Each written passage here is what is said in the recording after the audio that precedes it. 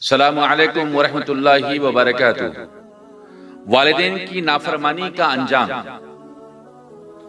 والدین کی نافرمانی گناہ کبیرہ ہے، بخاری شریف۔ اللہ تعالیٰ اس پر لعنت کرے جو والدین پر لعنت کرتا ہے، مسلم شریف۔ بے شک اللہ تعالیٰ تم پر ماؤں کی نافرمانی حرام کر دی، بخاری شریف و مسلم شریف۔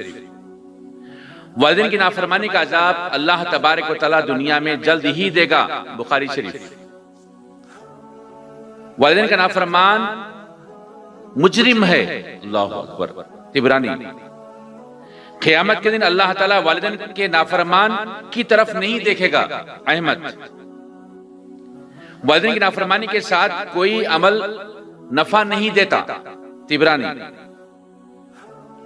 والدین کا نافرمان جنت میں نہیں جائے گا، اللہم فزنا، اللہ اکبر، طبرانی۔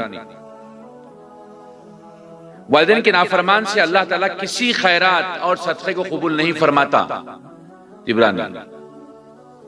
تمام کے تمام اعمال اکارت کرنا ہے، والدین کی نافرمانی کریے۔ اگرچہ کہ دین و دنیا میں سرخرو ہونا ہے تو ماں باپ کے فرمانبردار بنیے۔ وما الینا الا البلاغ۔